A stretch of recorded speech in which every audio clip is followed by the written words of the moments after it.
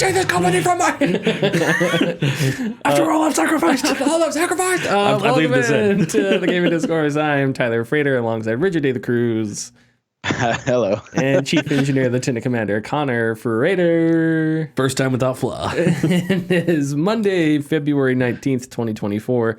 Follow us on Twitter and Facebook at The Gaming Discourse. Go to our YouTube channel, YouTube/Gaming Discourse, Patreon.com/The Gaming Discourse. Where you can support us for $247, $10. Get your name in the video credits. Early access to our videos, access to our Discord server, and more. If you follow us on Patreon, you know that last week I said we were going to have a video out this week, and then I had to delay it. So I'll have a new video mid this week, late this week, sometime Thursday, Friday. Looking right around there. What is this? Video game industry circa 2020, everything getting delayed. Hey, ouch. So yeah, I'll have that. And then I'm also working on I decided to write something about NFL Pro Era 2, the football VR game, because that game continues to just befuddle me for a lot of different reasons. And mostly because I needed an excuse to talk about sports on this podcast. So loophole. No. But Connor, we'll start off with what you've been playing. Well, I threw down $5 and picked up the EA Access because I had an itch to play a Madden game. Okay, so we're going into sports. We're going into sports. Richard, have you been playing any sports games? Damn it, Richard. Just kidding. Okay, well then we may bounce back and forth. So Richard, what have you been playing? So funny enough, after the podcast, last week, I sat there and I was like, oh crap, there was another game I played and I forgot to mention it. But so I'm going to mention it this week. I played Suicide Squad last week. I played Suicide Squad, Kill the Justice League.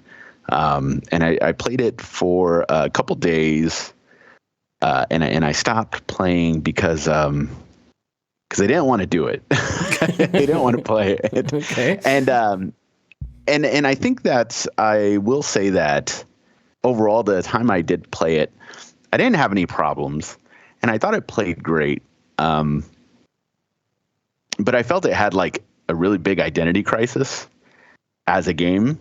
Because the entire time I was playing it, I felt like I shouldn't be doing any of this as these characters specifically. And I'm very much, I understand comics and I understand that there's so many different like universes and they can all do varying different things depending on which story is told. But they all have kind of a baseline thing about them that doesn't really change. So to see like these characters kind of zipping around and moving like Spider-Man, like your movement is very Spider-Man-esque.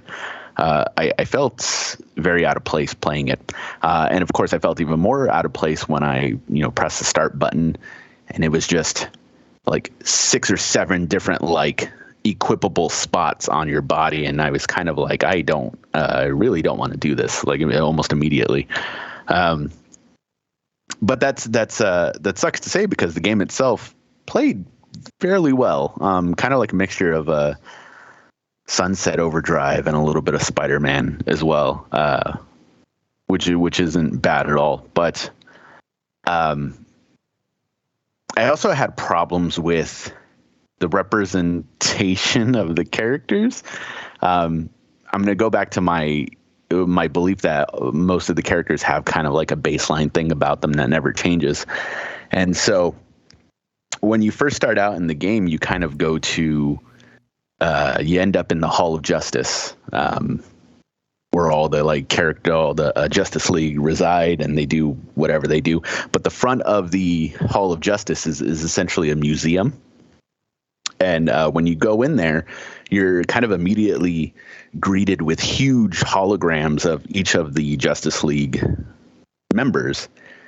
And so you'll have Wonder Woman and she'll stand up and she'll be like, my name is Wonder Woman, but you can call me Diana and I'm from Themyscira. And she like kind of lays out her entire like history of her character. And I was kind of like, that's weird. Like, that's weird that you would just willingly give out that information to like just random people. And then like you see Superman, you see Flash, and then like you turn and you see Batman, and it's like Batman is there and he's like, oh yeah, I fight crime and this and that. but like it's all behind him is plastered like Wayne Tech and Wayne Enterprises and everything, and it's kind of like what? Like Batman wouldn't do this. Batman wouldn't just like willingly give out that he's Bruce Wayne. Batman sponsored by Wayne Enterprises. Yeah, sponsored by Wayne Enterprises. Yeah, and you go through eventually. You meet Batman very quickly. You meet Flash very quickly. But Batman, of course, is evil, and you go through his whole museum because he has his own museum there, and it kind of gives you an interactive storytelling of all of the Arkham games, like the first 3 Arkham games. And at the end of Arkham Knight, you know, Batman kind of sacrifices himself. Well, not necessarily sacrifices himself, but, you know, quote unquote kills himself to, you know, kind of end the reign of Batman, so to speak. And so they end it with that. But then the next frame is there. The next interaction you come up to is kind of then the Justice League came around, and Batman was like, these guys are pretty cool. So he revealed himself to be Bruce Wayne and joined them. And I was like, okay, that's also like a little weird because he just decided he didn't want to be dead anymore and come out of hiding. So being dead sucks. I'm going to go back to fighting crime. Sucks. Yeah. But all in all, the city of Metropolis itself, what was presented to me from the time I played was also quite boring. It all looked very similar to each other. And instead of a city, it kind of felt more like I was in an amusement park instead. Interesting. Because you're zipping around buildings, very low buildings. Not a ton of skyscrapers. At least I felt like there wasn't a ton of skyscrapers, and lots of statues and memorials to like all of the Justice League. And it was, I don't know, it was just really weird. I just felt it was just a really weird rendition of everything. So I just stopped playing, and it was mostly because I kind of just didn't want to do it. I didn't want to fight the same enemies over and over. I didn't want to find equipable items and gear and all of this stuff. Maybe because I felt it was unnecessary, but yeah, that was Suicide Squad. I'm sure a lot of people will find enjoyment out of it. Like I said, it's not a bad game. It's just didn't click with me. Didn't click with me. So, but that's what I played besides, of course, Helldivers 2, and I've heard enough about Helldivers 2. Yeah, Helldivers 2. I finally fought the cyborgs in Helldivers 2. The automatons, yeah. The automatons. Yeah. And man, I got into a fight where we took this automaton base, and the automatons, their bases have gun emplacements and bunkers, and the gun emplacements you can actually take control of the machine guns and use it to fire at them if they attack you. One of the cooler things about Helldivers that I really like is when you land on planets and say you're fighting the bugs, and one of the objectives is to go blow up a bug nest. If you go over there, the planet's terrain sort of becomes a bug hive, right? Think StarCraft, yes. You know? Mm-hmm. If you play as the Zerg, you have to lay out like the Zerg, the creep goop, you know? Yeah, and then it's like that's the only place you can build. And so as you're traveling around the map in StarCraft and you encounter a Zerg area, it's all covered and like different and terraformed and stuff like that. I think that's really neat how they do that in Helldivers 2. But anyway, when I was fighting the automatons, there was this battle we got into where we took a base, and then for whatever reason, there was a bunch of automatons that counterattacked, and this base was in front of a hill. So the automatons were like attacking from the other side of the hill. So they kept coming over the hill, and then they would crest and fire at us and climb down the hill toward the base. And we were tossing, we were the Eagle, which is like the jet that drops bombs. We were tossing napalm on that hill. We were tossing bombing runs and carpet bombs. And there was just lasers coming from all different directions from the hill over. I was on a gun, on one of those machine guns, firing at the automatons just into what was left of the jungle. And I got blown off the machine gun. And if you don't die, your character just ragdolls and then gets back up.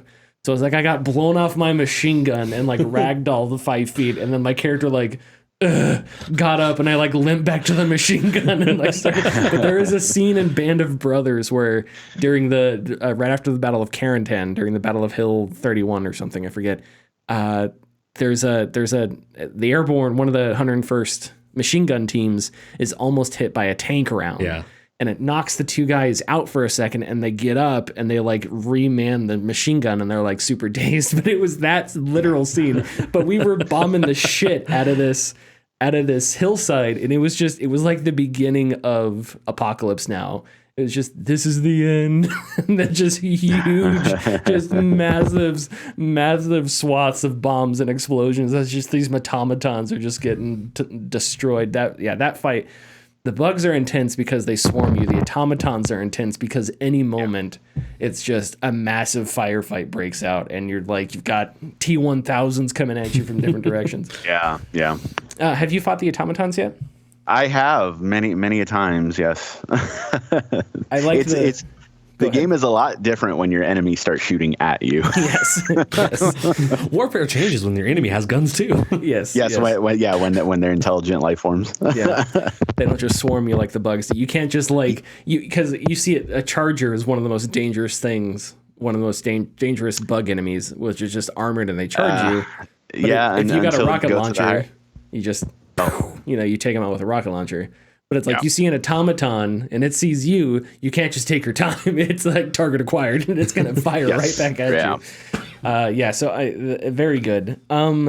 Okay, so Connor, what did you say? Did you want to say anything specific about Madden or football games? I started doing something we've talked about doing for a long time. Brown to Crown? Yes. Do you want to explain to Richard what Brown to Crown is? So Brown to Crown is you take the crown, or you take the Browns and you reshape their franchise into a Super Bowl contending franchise.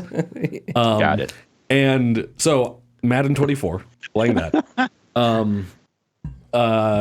First move I did when I started the franchise as the Browns, bench Deshaun Watson, put Josh Dobbs as my starter. Thank you. And you keep Deshaun Watson on your team. Game 3, he shattered his collarbone. Deshaun Watson? No, Josh Dobbs. Oh, okay. What did you do after that? I didn't have another quarterback. Can you put a running back in at quarterback? No. Damn. So I had to put a Deshaun Watson. It's almost worth losing on purpose. I thought about it, but I was already having issues with, being the Browns. Okay, well. However, you got to have the Predator as your quarterback. Yeah. Well, I didn't have too much issue with the games. I'm not playing the games. I'm just managing them and setting up the schemes and whatnot for the games. Went 10-7, got to the AFC Championship. Oh wow, nice. And lost to the Raiders. Wow. Jeez. Okay. Yeah, and in the Madden 24, Raiders won the Super Bowl against the Falcons.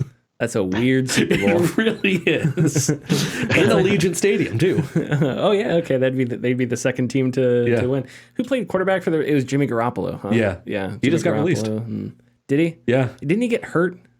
No, I forget specifically. No, it was something with banned substances. Yeah, He was doping, and he was doping to make his chin even tighter. Is what Jimmy Garoppolo was doing. He's like, I need more 5 o'clock shadow and perfect fucking John Hamm face. Squidward. Yeah, he's injecting himself with more of that. That's too bad for the Raiders. How are they going to win next year?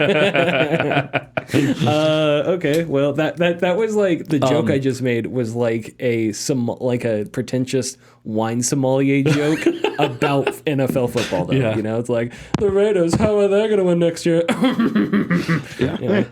But I ran into an issue in the off season because I was over my salary cap. Mm-hmm. And I had a bunch of players that were negotiating their contract. Ooh, and I couldn't accept any of them because I was 30 million over my salary cap, and I still didn't have a quarterback that could play. Yeah. And I couldn't bite the bullet and release Deshaun Watson because he has a large. Yeah, it's going to be a lot of dead money. And I couldn't do that. And then so stupid. Yeah. Can I just say real quick? So anyway, I lost. Go ahead. I lost all my linebackers. Wow. Okay. I lost a defensive tackle, a couple of my O-line, and a receiver. So you're going Brown to Crown to Brown. I have rookies in my backfield right now. Very nice, very nice. Jeez. If you were a college football team, I'd be like, you'd be great in 4 years. That's not how the NFL works. Yeah, and I'm still over my the salary cap, so I still got to make some cuts. Oh man, and I still can't get rid of Deshaun Watson. I'm sorry. Yeah, that will go down as one of the dumbest trades in the history of the NFL. What the Browns got for Deshaun Watson? The Haslams should not own an NFL team. Yeah. They should. I don't know. I wish there was a way that when stupid owners like Dan Snyder or Jerry Jones or whomever, Robert Kraft. James Dolan, right, of the Knicks, whenever they do something stupid that you would expect a billionaire that treats his sports franchise as a toy, that they would just be forced out and they can go live their miserable life trying to find meaning because they have all the money they need, so they need to find meaning elsewhere. And have someone that knows how to run a franchise and isn't going to sign somebody like Deshaun fucking Watson. And I forgot one part. Josh Dobbs was also renegotiating his contract, so now I only have Deshaun Watson. Yeah, he's negotiating a contract and getting a new collarbone. Yeah, that's part of the contract. I couldn't afford it. Yeah. He's like, I want an adamantine collarbone straight from Wolverine. You're like, I don't know if I can pay for that. Yeah. Vibranium maybe, but adamantine, I don't know about that. Okay, well, I'm sorry about that. That's Well, it's interesting because what kind of offense were you running? Whatever. Their head coach, he came in with his own. Yeah, I forget their head coach's name. Yeah, Kevin Stefanski. yes, Is that it? it's like a West Coast based offensive scheme. Yeah. See, I think I have I don't know if this will ever work, but I always had a theory that if you went into Madden, I probably should do this because you can get on Xbox Game Pass or whatever, Yeah. but go into Madden and then instead of building around the passing game, you just build around the running game and a solid defense. Oh, because you can upgrade your coaches. Yeah. I'm putting all the upgrades into defense. Okay. But I'm proud of you. But now I don't have a defense. That's a problem. I'm proud, Yeah. but I'm proud of you though. That's how I went 10-7. Yeah. Okay. Anything else about Madden then? I did do like the superstar mode Nice. for a little bit. Uh-huh. But I was playing pro and like simulation, and I went to the Super Bowl as the Jets, Okay. and I was like, it was too easy. I ticked up the difficulty, and I just couldn't do anything. I'm like, all right, franchise mode it It's is. either Super Bowl or I suck. Yeah. Alrighty. So yeah, I've been playing NFL Pro Era 2, which continues to baffle me. In my rookie season, I think I may have told the story last week. I threw like a bajillion interceptions. I had like 2,000 rushing yards, a crazy up and down year. Yeah. I got to the NFL playoffs. I got to the NFC Championship game, and I lost. And what makes this even worse, I lost to the Dallas Cowboys, which really sucked. And that bothered me. That bothered me a lot. I couldn't control the defense. So it's like it ended, and I was like, son of a bitch. So I started season 2, and I'm like halfway through, and I'm playing games and stuff, and I'm playing. It's going pretty fine. I lost a game. I played the Falcons earlier, and I lost to the Falcons, and the Falcons loss I thought was particularly egregious because I went up late on the Falcons and I scored a 2-point conversion, right? So I was like, if you're going to beat me, or if you're going to tie the game and take us into overtime, you have to score and do a 2-point conversion. Yeah. Falcons do the 2-point conversion. So I'm like, well, son of a gun. So then I get the ball in halftime or for overtime. I'm like, okay, I'm going to go right down the field. I'm going to score. I'm going to end this. I have like a 27-yard pass, perfect to my tight end. He catches it, 5-step, fumble, drops it. Falcons get it back. They take it down. They score in overtime and win. I'm like, son of a gun. They had to score in the last second, make a 2-point conversion, get a fumble in overtime, and they had to do 4 things to win that game. What else am I supposed to do? But anyway, NFL Pro Era 2 is pretty bad. Yeah. I am playing it because I desperately want a VR quarterback game, and it's good enough for that. But man, where do I begin? So when you play NFL Pro Era 2, if you look at a receiver, a little like ring appears around that receiver, like a cylinder that kind of goes up over their character. And that's the character you are locked onto. If you throw the ball, even if you throw the ball purposefully in a different direction, the ball will sort of hone in on their direction. That's not so bad when you're trying to throw to the person that you're locked onto. But let's say there's a receiver way downfield that's wide the hell open. Yeah. And there's a receiver 5 yards in front of you who's covered by an entire 11-man coverage. Who's an 11-man coverage, plus the fans, plus the owner, plus the mayor and the DA's office, right? All that is covering this guy. NFL Pro Era 2 is like, we know that your wide receiver over the top is open. We think you want to throw it here, though, straight into 600-man coverage. And you can't, even if you like tilt your head up, you can't unlock on for the nearest receiver and lock onto the deepest receiver. So even if you try to throw it deep, it's going to like hone in on the guy that's closest to you. And that's really annoying because I have thrown bad plays or had drives end, not because it was my fault, but because the game just wouldn't allow me to lock onto the receiver that I want to lock onto. And the game never explains this mechanic.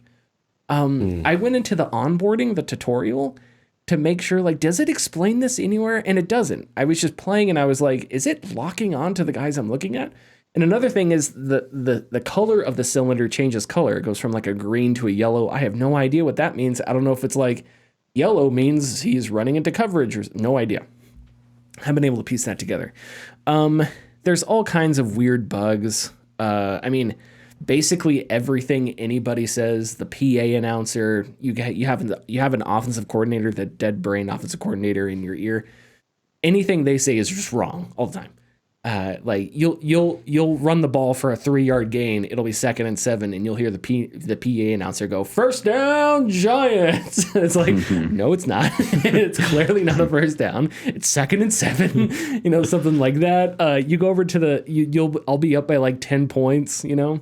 And I'll go over to the sidelines, and there's like idle chatter, and one of the idle chatter lines is, "It's a tie ball game." I'm over like 10 points. "It's a tie ball game." No, I'm literally up by 10. What are you talking? So that stuff happens all the time. There's just like random chatter. You can customize your quarterback, name, number, all that stuff, but you play as a quarterback on the depth chart from your team. So Tyrod Taylor is the 3rd or 2nd starter for the Giants. So every now and then if the quarter ends, the camera snaps to you standing on the sideline. And if you were out there, you can still see the offense, including the quarterback. And it's clearly not the quarterback that you made. So even though like you customized this character, but you can't see, granted, but it still feels weird that even when you get a glimpse, you're not even playing as the character that you created, which is really weird. Okay, this thing's a little, a tad bit inside baseball, but I think I can make you. I think you guys will appreciate this because no one on earth is going to care about this. I had to tell Hazel because I was like, I need to tell somebody. I'm like Julian Assange. The world needs to know. I need to tell somebody about this. So, okay, there is a play in football called a read option, right? It's a very simple play. It gets very complicated. It's a concept. It can go a bajillion different ways at a bajillion different formations, defensive formations, change things up. But the essence of the play is this, right? The quarterback gets the ball. The running back kind of runs either in front or to the side of the quarterback. The quarterback extends the ball and holds the ball sort of in the running back's stomach, but doesn't give it to the running back.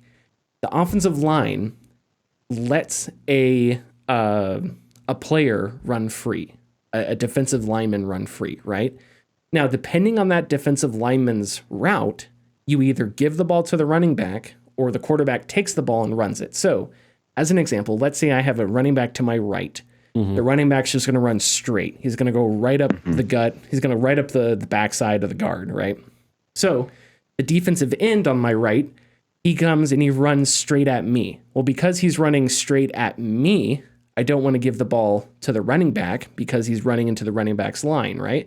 So I take the ball from the running back and I loop around, right? Yeah. Hoping that defensive end takes the bait, tackles the running back who doesn't have the ball. I get away scot-free. Or that defensive end goes to the outside, and since the outside is covered, I give it to the running back. Running back takes it up the middle. That defensive end is out there. He's not in the play, okay? Basics of the read option.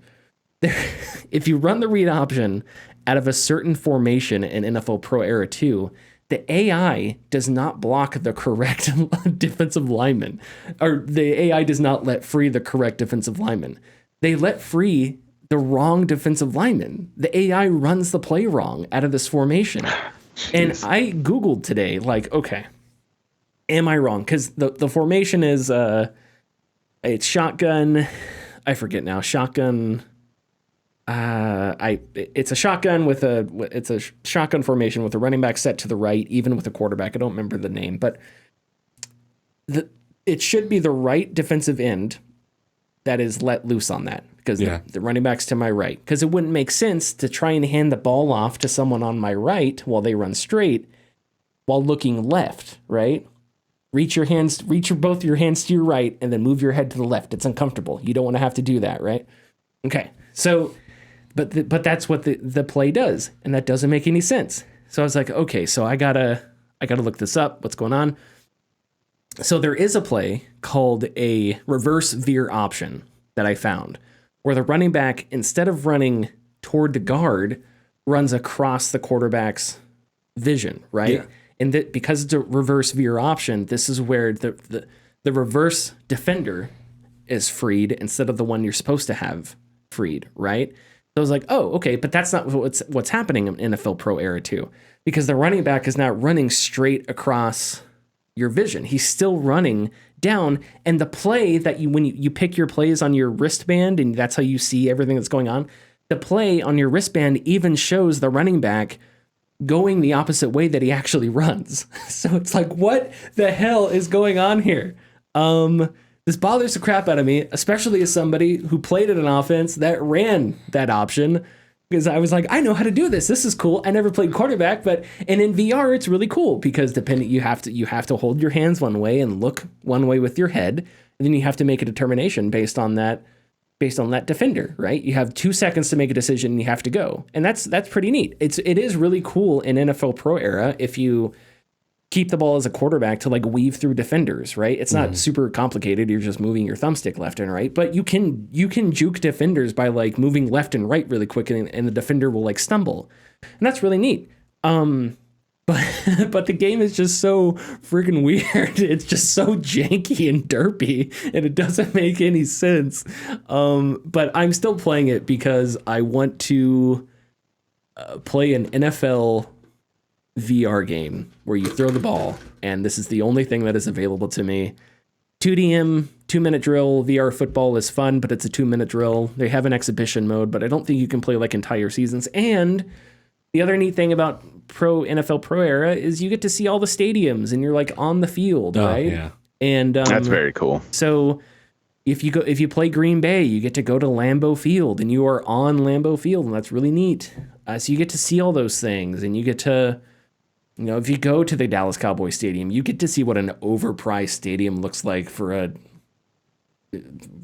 team that hasn't done anything in 30 years. Thank you. Yes, you get to see that firsthand in VR. Super immersive. What has Lombardi done? It's a fucking in the last 30 years. Damn, got me, Rich. What's that Lombardi guy doing? Lazy.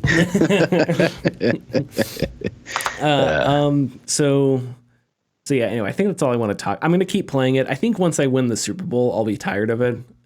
I just want to get there. But I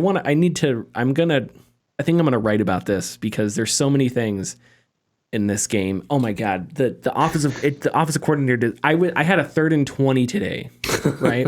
3rd and 20, because I think I got sacked or something. So it was like, okay, 3rd and 20. And the play that came up was like, okay, we're going to run I formation, and I was like, no, and I checked out of it. We're not going to run I formation on 3rd and 20. No, it's halfback dive. Trust me on this one. We're not running a 3rd and 20 out of I. We're not running That's just But Tyler, it's the last thing they'll expect. we're not gonna do that. And they can't adjust to it when you get on the line. Oh yeah, the defense can't move. That's a No, rule. they're locked into their positions. Yeah, exactly. That definitely can't just adjust to you. Yeah. So you can't flip plays either. So if you have a play where a bunch of like a flood concept where a bunch of receivers are moving to one side of the field, if you are on the short side of the field, it's harder to run that into the short side of the field because then you're running it toward the boundary and everything becomes condensed because all your targets are on one side between the hashes and the boundary, and all the defenders are there. So you don't want to do that. But I don't know how to flip plays. I haven't figured it out. I don't know if there is a way. But that's a pretty common thing to do in football is, okay, we're on this side, we're going to run this way. Yeah. It's kind of one of the first day installation type things. So yeah, NFL Pro Era 2, not a great showing. And one other weird thing. You guys know the Wombo combo, Yeah. Whoa, Wombo, whoa, whoa. Oh, there is like one of those idle chatter sound effects that sounds. I'm gonna have to play them side by side because it sounds like they took the whoa, whoa from the Wombo combo and they put it in the game. It's really similar. I don't think it is, but like you'll hear this like this idle chatter every now and then. That's just whoa, whoa. That sounds like it's the guys freaking out right before Wombo combo. Okay, anyway, so that's NFL Pro Era to everybody.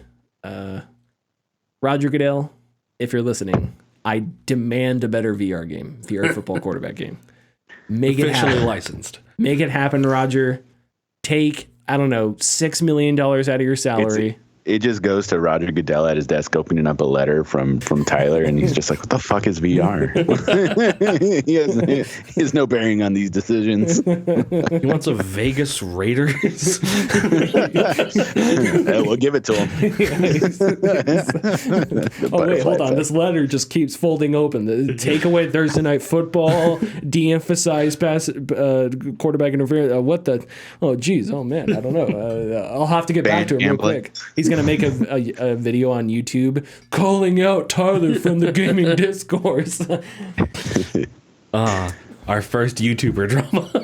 Roger Goodell. That's who I want. That's who our beef should be. And we should never We're going straight to the top, baby.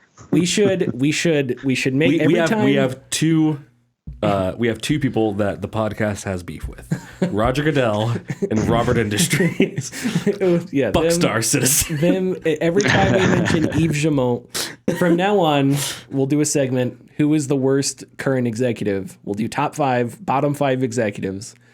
Somewhere in there is Roger Goodell every time, even though he's not a video game executive. We're going to make this happen.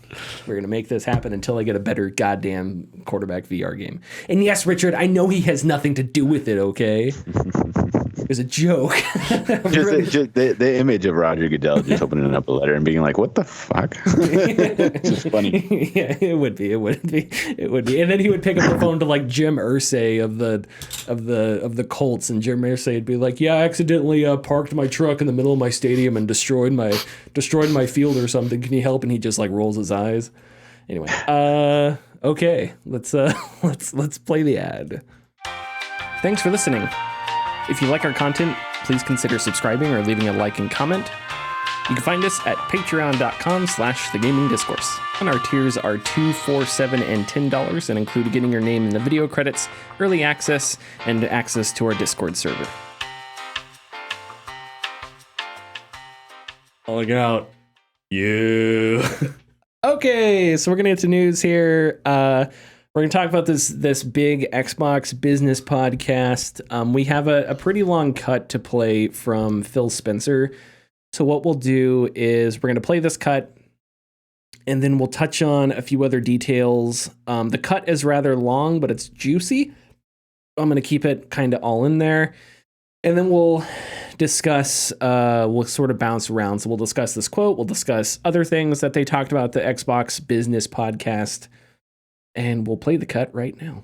It was an amazing year. Some great launches, some of the games that I think will stand the test of time and people will be talking about a decade from now. But it's an industry that didn't really grow.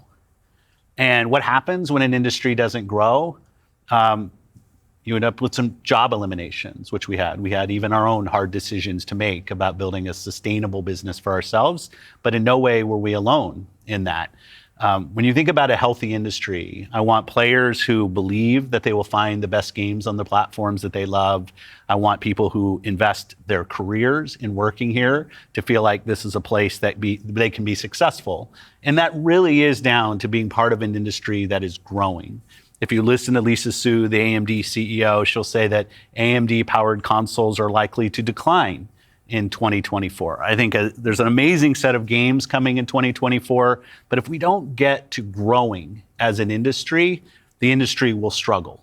And today there's really two choices on how do you grow the industry. Do you say I have a fixed number of players, the players that we have today, and do I find new ways to monetize those players to get more money from the players that I have? Or do you think about how do I expand the business I have by finding new players and adding those to the base of players that already play? Our focus on Xbox for the last decade has really been on that latter point of how do we make sure Xbox is growing for our players, growing for our creators, so those people are finding success on our platform, which will grow the Xbox business and put Xbox in a position to be very strong for years and decades to come. Later, Sarah Bond talked about how their numbers have improved on Game Pass, and I think on console ownership stuff. I think that she was speaking relative to previous generations, maybe. Other details, Sarah Bond also said, the president of Xbox also said that the next Xbox is going to be the largest technical leap you will have ever seen in a hardware generation. Starfield and Indiana Jones are not the games coming to other consoles. They didn't say what the games were in the podcast, but then I think Xbox revealed it after or something. I'm not sure. But I'm pretty sure it was Pentiment, Grounded, and there was a couple others in there. Hi-Fi Rush was another one. Hi-Fi Rush. There was 4. Do you remember the other one? I think it's Sea of Thieves. Yes, I think you're correct. Okay. Yeah, it was 2 service games and then 2 single player. So it's Pentiment, Hi-Fi Rush, and then Grounded and Sea of Thieves. And that sort of goes with what Spencer was talking about there. Diablo 4 is coming to Game Pass. And then Xbox has other hardware announcements for this holiday. Don't really know. There's rumors what that could be, but they didn't specify, at least in the podcast. Okay, so what are our reactions to what they announced? Our reactions to that quote. I can't see you, Richard, so I'll go ahead and pass the floor to you first. What really hit me hard was the was the statement of how to find new ways to either monetize the players or to expand the business and find new players and adding those to the base players, the players that you already play. And I feel crazy because this has always been so simple, and it's just make better games, make good games. And we have the perfect example, of course, recently with Helldivers 2. You make a very good game for a good price. Sure, it may take some time, but fans will come to it. When you have this statement that already kind of we know what the quiet part has been the last 5 years. It's microtransactions and monetization, but it's really unfortunate to hear that they're sitting here kind of humming and hawing about how to get more money from the players when they aren't focusing on what they should be doing, and that's of course making good games for their console. And they apparently haven't learned their lesson with Hi-Fi Rush, which I hope made them money. It seems like it may have, and of course Starfield towards the end of the year. But instead of buying $70 billion companies, they probably should focus on their baseline of games to make for the upcoming years. Connor, you look like you were going to say something. Oh, I thought you were trying to signal something to me, so I was like, what's going on? No. You looked at me like you had something to say. Do you have something to say? No. So I Richard, I think you're dead on. I think you're correct. I think Phil Spencer, all executives are bad. They should all go to jail, et cetera, et cetera. Yes. But I think Phil Spencer is the one guy, thank you, that when Connor played the Xbox sound to Richard, just so you're immersed. Richard can't hear the sounders. I know, I'll do it. Xbox. There we go. Okay. So I think Phil Spencer is the guy that when he talks about all this stuff, I think he does believe in it. I don't think Yves Guillemot believes in the stuff that he's. I think I think Strauss Zelnick just says things. Peter Soderlund, when he was at EA, just said things, right? Blake Jorgensen just said things. Blake just said things, right? I think Phil Spencer says things that he believes in, but yeah, I have the same concern there is like, I don't know, if there is a finite amount of human beings on planet Earth that will play video games. And when I say that, I don't mean that are interested. I mean literally. Yeah. If every single person on planet Earth decided tomorrow, I'm going to go out and buy an Xbox, and they all got Xboxes and they all started playing Grounded or something. Great for Xbox, but you have capped the number of people that you've capped your market unless you invent datas to play games. Well, until next year. or you wait on people to be born to grow. So the point I'm trying to make here is that, like, what do you keep growing for all time? At what point do you try and make your business sustainable as opposed to growing? And how do you do that? Because right now it's like, yeah, I think you're somewhat correct. And also by you, I mean you, Richard, but also it also confuses me because I wonder what he means by it didn't grow financially, because more people are playing games today than ever before, right? And Sarah Bond, she went through a couple stats about how great Xbox's numbers were in a couple different key areas. So it's like, okay, so you're telling me on one hand that you've got all these Game Pass subscribers that are paying, you've got all this, you've got all that, but you're telling me on the other hand, the industry isn't growing. So I don't know. So which is it? I guess it could be both. It could be a complicated thing where both is true. But I think rather than trying to manufacture a market, maybe just capitalize on the market that you have, or work to build to capture more of the market that already exists, right? And I don't think Xbox has done that. They've had good games, but they haven't had a huge, massive hit like Helldivers. Well, Starfield, I guess, financially was a hit. Critically was not. If Starfield was amazing, if Starfield, was in the running for Game of the Year, we'd have a different conversation. But Xbox just hasn't had that game where I don't remember the last time it shouldn't matter what games. There are more Game of the Year games than are, nominated. But I don't remember when the last time a big game came out that everyone was talking about all year from Xbox because it was good or something, right? Right. You had games like Pentiment, which are really good and people talk about all the time, but that's like a smaller Obsidian made game. Not everyone's going to play that. It's only catered to a select. Yeah, it's sort of a niche thing. Maybe it'll be Avowed. I hope it's Avowed. I don't know. That would be great. Yeah, I agree. I guess that's what bothers me about that sentiment is, at what point do you stop trying to grow? And if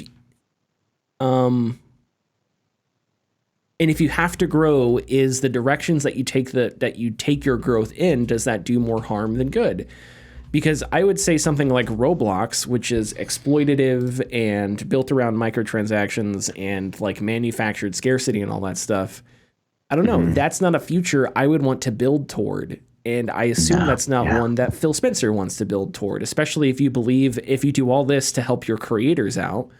So it's like, how do you want to grow to avoid something like that? I don't know. I wasn't a huge, I understand the logic behind it. I just don't know if I'd buy it, if that makes sense. That we're in this perilous situation where the only thing we can do is try and like manufacture other stuff. Now, I'm fine with Xbox's platform agnostic approach. I don't have a problem with that. I think really, did you guys, were you guys able to watch the, go ahead, go ahead. I don't have a problem with the agnostic approach either, but I think that it needs to go,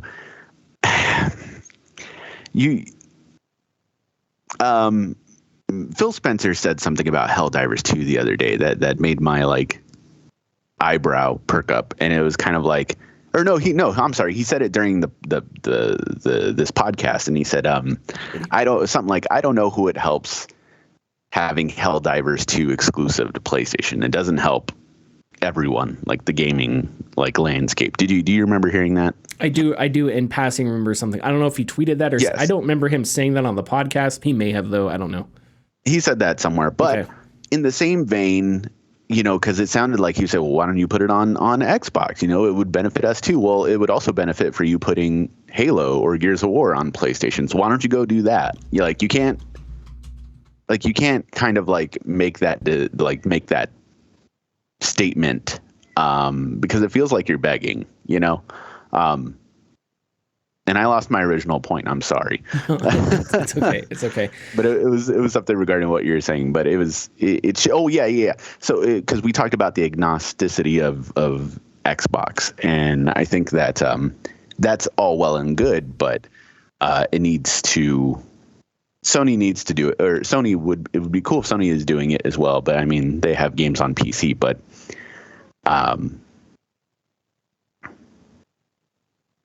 yeah, I lost my point. I'm sorry. No, it's fine. I don't know. I don't know the full context of his quote when it comes to Helldivers 2. I have it here. Okay, go ahead. I will say when I look at games like Helldivers 2, it's a great game. Kudos to the team for shipping on PC and PlayStation.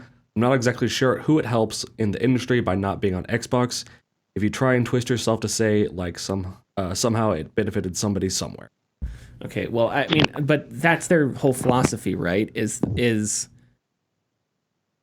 platform agnostic. I don't know if agnosticity is a word. I don't think it is, but I'm going to use it anyway. No, it's not a word. And that was my fault. I said it first earlier. I don't know. I'm not a huge fan of exclusives either, but I do think maybe there is, I don't know, is there a necessary evil to the situation? Maybe. At the same time, I do think it's a good thing that these companies have broken out from just their ecosystems into others. If Xbox had more titles like that, titles that hit that hard, I wonder if people at Microsoft if there would be as many people at Microsoft that agreed with that sentiment. I don't know. Right, yeah. I think part of the reason that they bought all these studios is because they were having trouble with that. And so now they've purchased a bunch of studios. And so now hopefully they're going to have something where it's going to be a massive success, and it's going to be on Xbox Game Pass or PC or whatever, or on an Xbox, and not going to be in something that is a PlayStation ecosystem, I guess. One thing that I found interesting was what Sarah Bond said about the next console.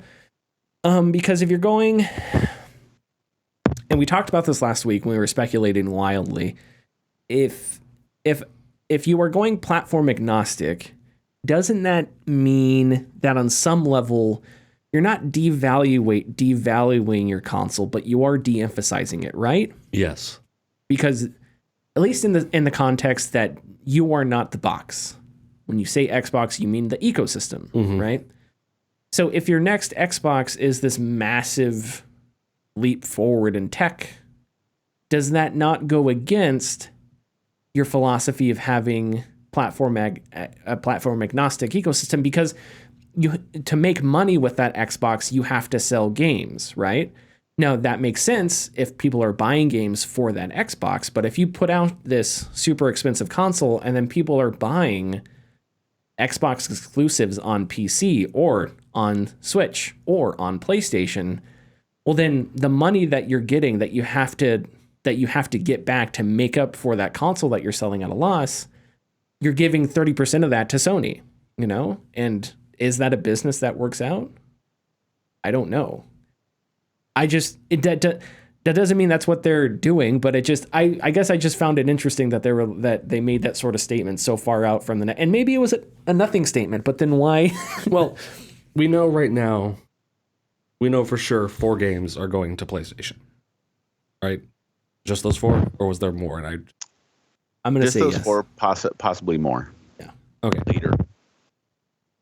If it's just those 4, then I wouldn't say that their whole philosophy is shifting to I know you're right. platform agnostic. Yeah. Because now it's just, hey, these other games that we've developed are going to PlayStation. Yeah. And they're going to be pushing Xbox games on Xbox and people to use Game Pass on the Xbox. Yeah. Okay. Until we have like a definitive list of what games are staying on console or on Xbox other than Starfield and Indiana Jones, really it's all speculation on what the purpose of the next console is going to be, other than to get people to use it for Game Pass. Mm-hmm. Yeah.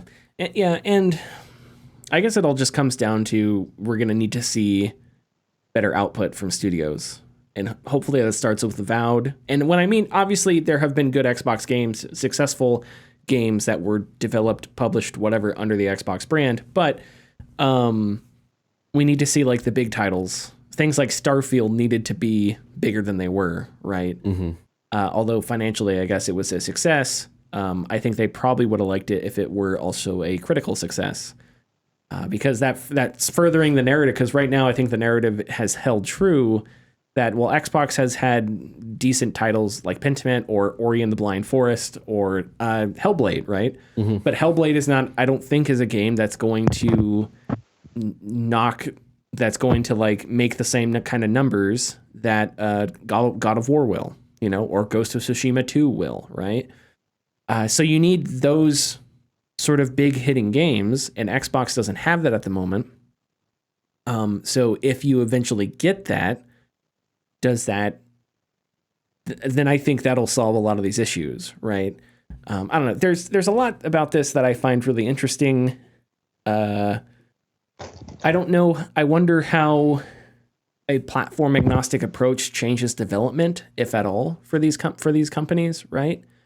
Because if you're expecting it to be on all kinds of different platforms, if you're expecting it to be streaming, if you're expecting somebody to stream it on a phone, does that change a design decision here or there? I think that's an interesting conversation.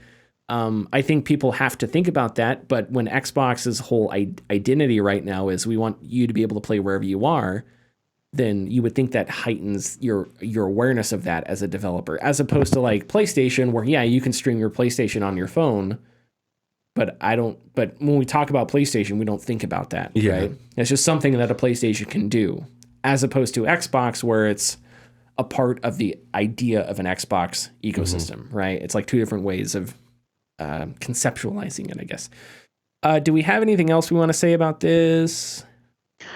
The largest technical leap you've ever seen in hardware. They said that the last 2 times with Xbox One and Xbox Series. So. It's a great leap forward. And yes, and yeah, if you look at those two, there was almost no upsides to those two, at least that we can see. And it's something that I mentioned last week. Like there has been no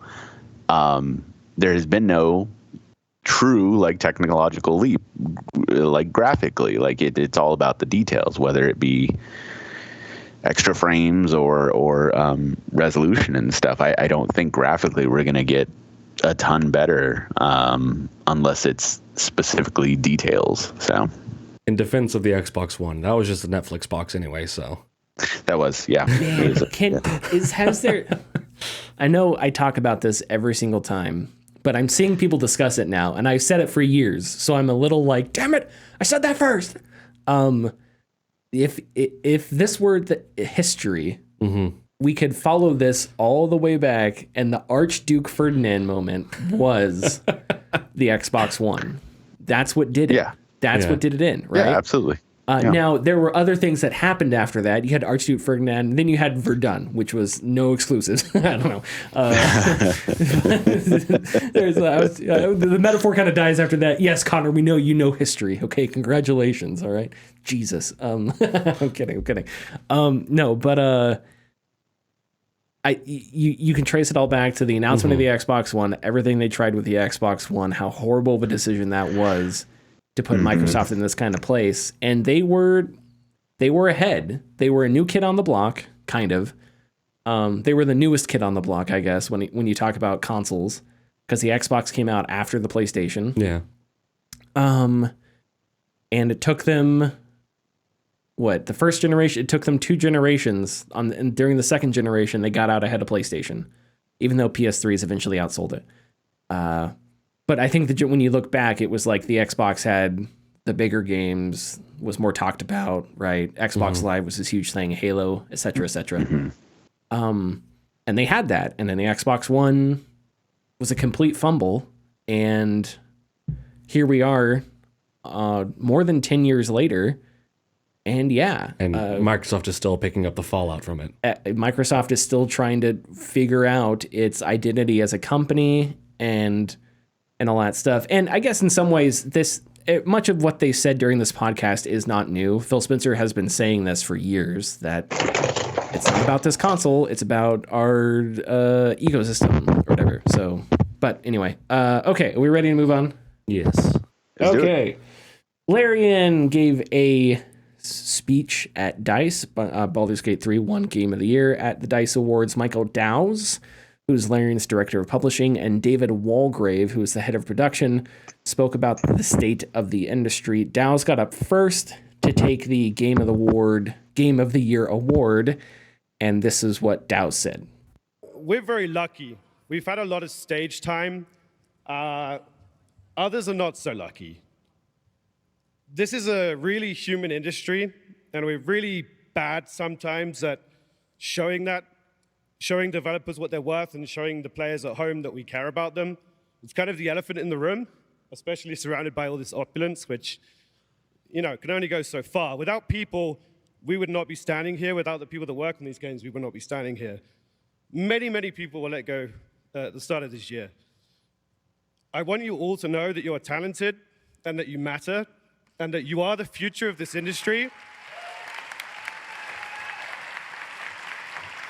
Don't let that flame be extinguished by our collective mistakes. I know that everyone here is scared because shit's really fucked up. All of your projections are wrong, and it's scary. But we persevere as an industry, we will persevere as an industry, and you will all find your place, and you will all be welcomed back with open arms, and we'll still be making games for the players and for you. And then this is David Walgrave. To add to that, a lot of people probably want to know what's the secret to your success. Last year I started thinking the secret to our success is the decisions that we make come from what does the player want? What do I think is best for the game? What is the most fun? What is the most crazy? People telling us we shouldn't do this, or we can't do it, or this is too challenging or too hard, like it was already said here today. That usually just gives us a kick up the arse to actually make it happen. The stuff that we make at Larian is we ask you to pay one price only for the game, and that's it. You can own it for the rest of your life.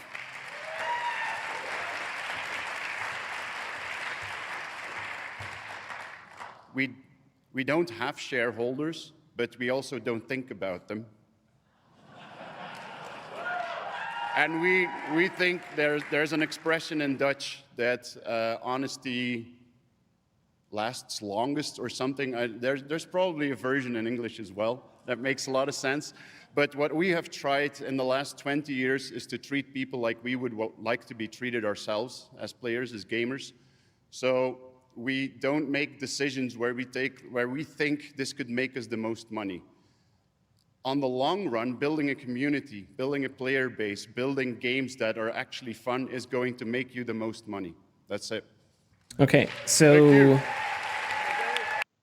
we don't get to see developers speak that candidly about things. I really wish he would have said this at the Game Awards, because as great as DICE is, I don't think it has the same kind of cultural resonance as the Game Awards. Not that it doesn't deserve it or anything. I just think, factually speaking, it doesn't, which is too bad, because I think it would have been great at the most watched event of the year when it comes to video games to have somebody come up and just slag off shareholders. That would have been great.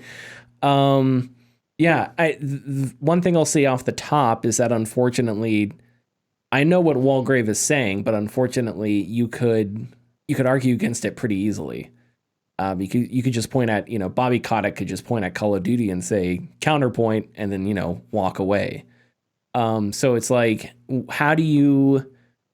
But I still think there's an argument to be made there about like why, because I think it's essentially a philosophical one. Why the stuff that Larian does, understanding the economic context they're in, because no, they don't have the same kind of situation that like an Electronic Arts does or an Obsidian does or whomever. But understanding that, I do think that what Larian does is more worthwhile than FIFA Ultimate Team or whatever. Because when it gets down to it, that's just paying to win. Or what War Thunder does with how its economy is set up and stuff like that. Which is leak classified information. Which is leak classified information. Again. Yeah. So anyway, do we have thoughts on any of these two cuts? There's a lot touched. Oh, and then I didn't even talk about the first one, which was just an acknowledgement. And I think that first one was specifically about Embracer Group. But yeah, I'll let you guys say something if there's something you want to say on this. So I will counter your counter for Call of Duty. Okay. And count. Okay. And it comes down to like a different philosophical question of how do you define a good game? Because a lot of people really enjoy playing Call of Duty. Does that make it a good game that people enjoy playing it? I mean, so yes, I think so. But I think we have to. If you're gonna use Baldur's Gate as an example, Baldur's Gate isn't a good game. It is an exceptional game. No, but I think I think what we have to do is distinguish between the like factory manufactured out of the shipping out of like right out of the factory onto a truck and straight to somebody's house, right? And what I'm saying is like the economic context built around Call of Duty is part of the game itself, right? Now, Call of Duty is probably fine. The multiplayer is probably fine. I'm sure it's just as good as it has been for the past 5 years. I'm not even sure if it's changed that much. So it's not necessarily about like which mode of gameplay is better. I think it's about which mode of how we treat the economics and the context around our video games is better, right? And what is our aim with it, right? He said that, you buy a game once, you have it forever. That's sort of their end goal. Yeah. As opposed to, I don't know, like a Destiny, where they can't just make a Destiny, release it, and then create something else. They have to have this whole entire other plan to have it run until God knows when, right?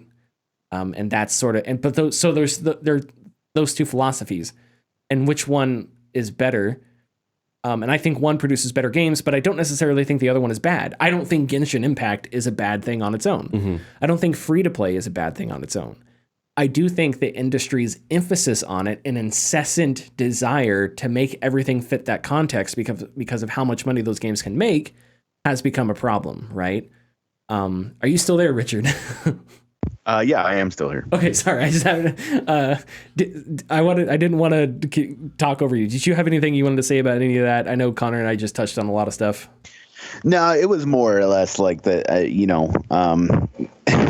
more or less psychological. I think psychological is the right word, but like regarding Call of Duty's popularity, and I do think Call of Duty games are solid enough to be good, but I only think they're the best selling because of specifically the culture, the gun culture, and the culture of younger audiences, and also hyper masculinity. So yeah, I don't think you're wrong at all, but I think there's just a very small, dedicated, not very small. There's a group of people in the gaming industry, both developers and players, who are slowly but slowly trying to steer the ship in another direction. And yes, I am also with you in the fact that I wish this was at the Game Awards and not DICE. Just because I think it does, this statement does need to be from Walgrave, from both of them, do need to be reached to the regular folk who play video games, and rather than the ones that'll fall on deaf ears, like, the CEO of Embracer, who is also in attendance in the audience there, and Lars, and others. I did not know that Lars, I don't remember how to pronounce his name, Winchford, I don't know. I did not know he was in attendance, so that actually makes this even sweeter. He was in attendance, and they even made a joke about him. Oh, okay, funny. Yeah. Okay, yeah, because I think that first quote about how fucked up the industry is, I think that was partially in direct response to all this shit that Embracer is doing. And right. When you call for somebody's job, when you say somebody should be fired, I think that's a really dangerous thing to get into, because then you just become some crusty Chicago sports radio host who was like, "Hey, throw him out of town," or something, something dumb like that. But I think if you look at Embracer and you look at how they grew and grew and grew and grew, and maybe this is something that would be interesting to ask Phil Spencer about. And then they put their company in a position where a $2 billion investment from Saudi Arabia, if that fell through, they had to do all these cuts. So I don't know. To me, it seems bad. It seems like a bad job that if I were to put all my eggs into a basket and then that basket fell through, and by the way, that basket is bombing people in countries, and then I have to cut a bunch of jobs, that seems like that decision that I made was a really bad decision, and I should be held responsible for that. Not all the people that I bought and then held for a while and then had to get rid of. So maybe you shouldn't put your company in that position to begin with. That seems reasonable to me. And if you do, maybe you shouldn't be the CEO. Because that's a really stupid thing to do, and that's not really taking care of your company or your employees. But at the end of the day, I understand that no one really cares about their employees, and how good the company is doing is relative to a bunch of other factors, none of which have to do with the games or how many people that you've laid off, which I think is an issue on its own. So I'm curious if next year at the Game Awards, if Jeff doesn't maybe, kind of like he did with Joseph Ferris, I don't know, where it was like a thing that worked, so he brought him on again or something, and it was come on, Joseph, say something, poking him with the stick, do something, Joseph, I wonder if next year he doesn't bring somebody on to make some kind of statement or something to this effect. Talk about the past couple of years have been really tough, lots of layoffs, make a statement. Of course, if he does that, he'll have other things he may need to talk about that he may not want to, because if you're going to address industry situations, there's going to be other things in the industry that you'll want to address. But I think that's a can of worms worth taking a look in, personally. But we'll ask him next week on the podcast. We'll ask him next week. Right. Jeff's hopping on. Our boy Jeff. Our Jeffy boy, K. Yeah, our boy Jeff. Yeah. But yeah, I think I'm glad that they said that. I just, I'm going to repeat myself again. I just think it comes down to what version of the industry do we want? Because again, something like the finals or any live service free-to-play game in a vacuum, it's not a bad idea. It's not. But the problem is the emphasis on it. The problem is that a company as big as Microsoft took Halo and then turned Halo into a live service game when Halo didn't need to be that. It didn't have to. Right. But now it's there, and we don't hear about it all that much, and we're not getting single player content for it. And so now effectively Halo right now is either dead or it's just in stasis. And that sucks. That sucks that something as big as Halo that has happened to, you have all these franchises that something that has happened to, and that's just too bad. We've never gotten a Titanfall 3. Titanfall is one of the most innovative shooters of the past, well, I guess more in the past decade. Yeah, it came out 2012, whatever. Or 13, I don't remember. The point I'm trying to make here, we don't have Titanfall 3, and is that because of Apex Legends? It might be. I don't know. But again, it's the emphasis, it's the amount that goes into focusing on that, and then the side effects of that, which is like layoffs and shit like that, rather than trying to figure out how to do a better game. And listen, not everything's going to be a success. I'm sure. I don't know. Did you guys see the story about what was the game? The Magic, the Mortals of Avenum? Immortals? Yes. Yeah. Was it Immortals? I don't remember the name. But you know what I'm talking about. The EA one, yeah. The EA one. It was basically Doom with magic. Yeah, and did you guys see the story about one of the developers talking about they spent all this money and nobody bought it, so then the studio had to lay off a bunch of people. And I saw people talking about like, I don't know, single player games. Oh no, but it's not going to be a guarantee. Nothing is a guarantee, right? Even if you do make a good game, it doesn't mean it's going to sell. Yeah. But I think I agree with Richard. I think on the whole, if you make good games and if you make them in a sustainable environment where if you make a game and it doesn't sell well, you'll be okay. If you do that, you'll be fine. And yeah, you know, I wonder about the Immortals team. I wonder, did they have to be let go of? I don't remember how many people were laid off, but did they have to be, or were there other options like cutting executive salary or like cutting budgets by making games a little more sustainable and not making their budgets so freaking huge? Are there other options? I think there probably are, but that's not what the industry does. That's not what capitalism does. So we're here. What was that Immortals game was released in between two games. I think it was Armored Core and something else, and it was just like Titanfall 2, like kind of sent out to die. Yeah, and Starfield too. I think Starfield and Armored Core. Oh wow, okay, yeah.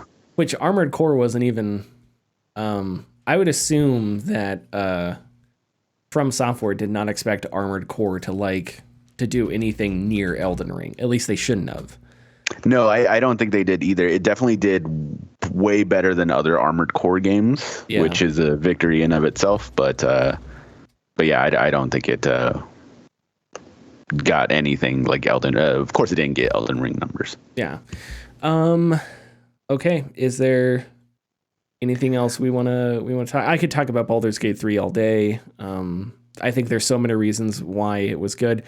The one thing that I do dislike sometimes is when you talk about, because I'd made a video about this, when you talk about Baldur's Gate 3 and what, like, hey, what does Baldur's Gate 3 tell us about video games? And then people instantly go, yeah, but they're, they don't have shareholders and there is Kickstarter, and they point out the economic context. I think I understand that view, but I also think that there's more to it than just the economic context. They were able to just make, even if Baldur's Gate wasn't super long, it's still a really good game, right? Yeah. So it's like, I think that shows that there is demand for stuff that other studios could do, maybe not as big, maybe not as grand, but other studios could do something similar and have success at a relative scale. But anyway, Richard, I heard you inhale. I didn't know if you were about to say something. Did I inhale? That was me. That was you? Oh, it's Connor. Yeah, it's because I just stopped breathing for like 5 seconds. I'm like, I should do that. Probably good for me. Involuntary muscles, baby. Hey, let's go. Okay, sorry. Is there anything else we want to say before we go on? No, I think I'm good. Let's play Tidbits. What if I told you, in this world, there are bits, and there are tids, and Richard is the only man who can put them together into tidbits. Alan Wake has sold over 1.3 million copies to date, making it Remedy's fastest selling game so far. It has not, however, turned a profit, but the teams from Alan Wake have now moved over to Max Payne. 1 and 2 remakes and Control 2. So those games will be fast tracked and possibly released sooner than expected. One can hope. I wonder if, because it's a good thing. I hope that this is what they're on the track they think they should be on. Yeah, they seemed very positive about that actually. So I think everything is according to plan. And Alan Wake 2 still hasn't released on Steam, right? And No, it hasn't. Yeah. I think there's I imagine there has to be a relatively big market of people on Steam that never open Epic or anything like that. And just I'm sure there's a large amount of people, that just wait till it comes on Steam. So by that time, you'll have the Game of the Year version or whatever. I know they're working on DLCs for it. So yes. Maybe by that time you'll have like a Game of the Year edition that comes with DLCs or whatever, and you'll have the New Game Plus and all those updates, and you'll have bug fixes. You release that puppy on Steam, that's a whole nother market there. Maybe you got yourself a stew going. Damn it! That was do we have play a sounder? Richard deserves a sounder. Xbox. Not Xbox, a different sounder. May the dorks. Okay, you got human garbage. Jim Rome. Do we have Don LaGreca? Filthy human piece of garbage. Okay, that was such a good reference, Richard. Baby, you got a stew going. What's next, Richard? Over a year ago, I had a tidbit about a process called Open LoRa. It was a goal created by Twitter user xprogger, who was trying to port Tomb Raider to as many different consoles or platforms as they could. But after he went dark for a while, but after the release of Tomb Raider 1 through 3 Remaster, xprogger has revealed that he was the one leading the team for the Remaster project. And that game just came out and is getting really, really great reviews. And it looks great as well. So good on him.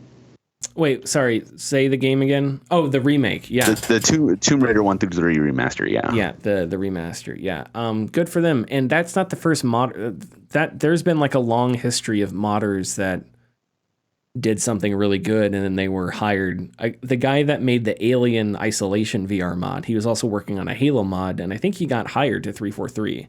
That's great. Yeah. No, that's really great. Yeah. No, and what was it? Somebody I followed on Twitter, Sunni Legend, who makes like really good like cinematic captures of particular video games that he plays, got hired by oh my god, who makes Guerrilla Games. Oh, okay, cool. Yeah, for their like marketing. The people that made Portal Revolution should just if they took Portal Revolution and they named it I don't know, Rordle Prevolution, right? And they named it that, and they just reskinned it so it didn't look like a Portal game. They could have sold that puppy for $30 and it would have been fantastic. So like, oh yeah, I think like they need there's a bunch of VR the people that modded Half-Life 2 into VR. All those people just need to be given opportunities to do things because they do such a great job. I agree. What's next? Alrighty. Another neat tidbit about a different game. We're going to talk about Grand Theft Auto 3 here.